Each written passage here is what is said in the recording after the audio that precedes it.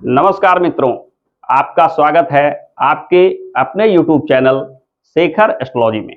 आज हम जानेंगे जन्म कुंडली के अंतर्गत तत्व का विज्ञान, यानी जन्म कुंडली के अंतर्गत जो 12 राशियां होती है वे कौन से तत्व के अंतर्गत आते हैं, इन राशियों में स्थित ग्रह तत्व पे क्या प्रभाव डालते हैं, इसके शुभ या अशुभ प्रभाव क्या होते हैं।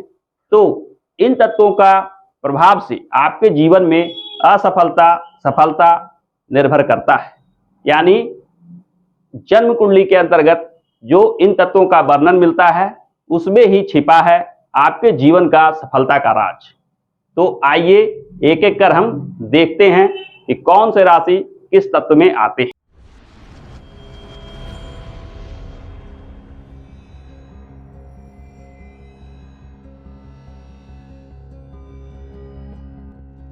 पृथ्वी तत्व के बाद हम चर्चा करेंगे अगले तत्व के बारे में। अगला तत्व है वायु तत्व की राशि, यानी मिथुन राशि 3 नंबर, तुला राशि 7 नंबर, कुंभ राशि 11 नंबर। 3, 7, 11 ये 3 राशियां वायु तत्व की राशि कही जाती है।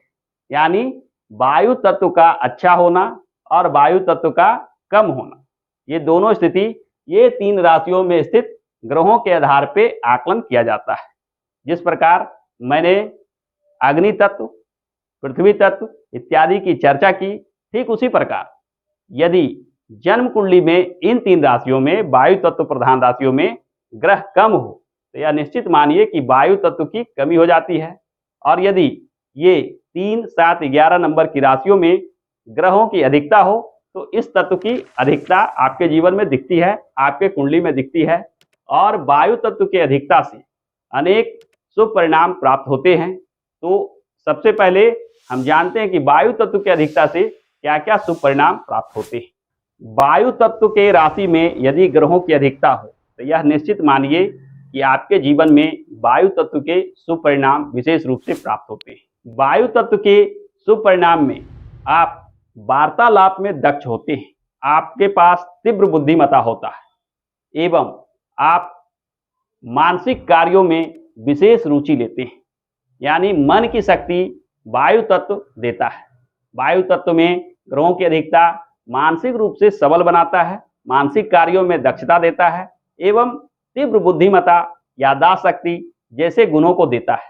आप स्थिति परिस्थिति या किसी विचार को आसानी से समझ जाते हैं, क्योंकि आप में जो तीव्र बुद्धिमत्ता होता है वह किसी व्यक्ति के बोलने चालने के ढंग से, किसी व्यक्ति के सामने आकर बैठने के ढंग से, किसी व्यक्ति के सोच विचार तक को पकड़ लेते हैं, समझ जाते हैं। यानी उसके मन में क्या विचार चल रहा है इसे आप आसानी से पकड़ लेते हैं।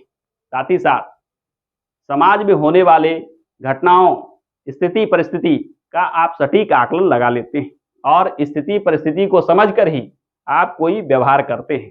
यानी आपकी बुद्धिमत्ता आपको समाज में अग्रणी बनाता है। आप किसी स्थिति परिस्थिति में अचानक अनावश्यक रूप से नहीं फंसते। वायु तत्व की अधिकता आपको बोलने और लिखने की कला में भी दक्षता देता है। साथ ही साथ आप व्यापार के मामलों में भी कुशल होते हैं, क्योंकि व्यापार का क्षेत्र वाणी से जुड़ा हुआ क्षेत्र होता है। व्यापारी वर्ग का यदि बोलने चालने की शैली अच्छा हो, यानी वार्तालाप की शैली अच्छा हो, तो आप सामने वाले के साथ अच्छे ढंग से बर्ताव करके, अच्छे ढंग से वार्तालाप करके अपने चीज़ों को आसानी से बेच देते हैं। आप आसानी से लाभ प्राप्त करते हैं। यानी व्यापार करने के मामलों में तीव्र बुद्धिमत्ता के साथ साथ आपके बोलने चालने का ढंग, ये दोनों का गुण साथ में आ जाने से आप व्यापार में सफलता विशेष रूप से प्राप्त कर लेते हैं। यानी वायु तत्व प्रधान राशियों में ग्रह का स्थित होना व्यापारिक क्षेत्रों में विशेष सफलता दिलाता है। और व्यापारिक क्षेत्रों में सफलता कहीं ना कहीं धन को देने वाला स्थिति माना जाएगा। आप विशेष धनार्जन करते हैं। यानी वायु तत्व प्रधान व्यक्ति धनार्जन के मामले में भाग्यशाली होते हैं। वे अपने बुद्धि के बल पे, अपने वाणी के बल पे विशेष धनार्जन प्राप्त करते हैं। आपकी यह बुद्धिमत्ता आपको तर्क युक्त व्यवहार करने वाला बनाता है। यानी बुद्धि, याददाश्त शक्ति, विचार स्थिति परिस्थिति को समझने की शक्ति जैसे गुणों के चलते आपका जो व्यवहार होगा वह तर्कयुक्त होगा। यानी आप किसी चीज को तर्क के माध्यम से समझेंगे। कभी कभी ऐसा देखने को मिलता है कि इस वायु तत्व प्रधान राशि में ग्रहों की कमी रह जाती है, यानी एकाध ग्रह ही इस वायु तत्व प्रधान राशि में आती है। वायु तत्व प्रधान राशि वायु के प्रभाव को बढ़ाता है, बुद्धिमता देता है। अतः इसमें ग्रहों का कम होना इन राशियों में, जैसा कि आप पुनः एक बार देखिए 3, 7, 11 मिथुन राशि, तुला राशि और कुंभ राशि, ये 3 राशियां वायु तत्व प्रधान की राशियां कही जाती है। इन राशियों में यदि एकाध ग्रह स्थित हो जाए, यानी तीनों में किसी एक राशि में एकाध ग्रह स्थित हो जाए, 2 राशि खाली रह जाए, यानी मोटे तौर पे वायु तत्व प्रधान राशियों में एकाध ग्रह स्थित हो जाना आपके वायु तत्व को कमी को दर्शाता है। यानी आपके जीवन में वायु तत्व के कमी के प्रभाव दृष्टिगोचर होते हैं। आप जीवन में वायु तत्व के कमी से होने वाले अशुभ प्रभाव से प्रभावित होते हैं। वायु तत्व के कमी से अनेक अशुभ प्रभाव देखने को मिलते हैं, जिसमें सबसे पहले वार्तालाप की शैली में दक्षता में कमी, यानी आप समुचित ढंग से बातचीत नहीं कर पाते। आपके वार्तालाप की शैली ऐसे प्रकार की होती है कि लोग आपकी बातों को आसानी से समझ नहीं पाते। आप किसी के सामने अपने मन की भावना को सही सही प्रकट नहीं कर पाते, लोग आपकी बातों को समझ नहीं पाते। यानी आपकी वार्तालाप शैली पूर्णतः सफलता नहीं दिला सकती। आपकी वार्तालाप शैली प्रभावहीन कही जाएगी। साथ ही साथ आप स्थिति परिस्थिति को भी आसानी से नहीं समझ पाते, क्योंकि वायु तत्व जो बुद्धिमता को देता है उसका अभाव हो जाना आप में बुद्धिमता का भी कमी का संकेत देता है। यानी आप किसी भी स्थिति परिस्थिति को आसानी से नहीं समझ पाते हैं और बिना समझे बिना सोचे विचारे किसी कार्य को करते हैं। एक शब्दों में कहें तो आप मनमाना व्यवहार करते हैं, और यह मनमाना व्यवहार कहीं ना कहीं जीवन में असफलता देता है। किसी कार्य को मनमाने ढंग से करने पर उस कार्य से सफलता की उम्मीद नहीं की जा सकती।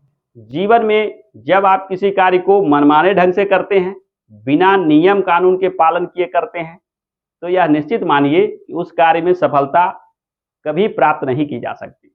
ऐसे हालत में, यानी वायु तत्व प्रधान राशि में कम ग्रह होने से, वायु तत्व की कमी होने से आप न केवल वार्तालाप की शैली में कुशल नहीं होते, बल्कि आप में स्थिति परिस्थिति को भी समझने की क्षमता नहीं रहती। अतः ऐसे लोग व्यापार के क्षेत्र में असफल रहते हैं और मनमाना व्यवहार के चलते धन के संग्रह में भी कमी रह जाती है।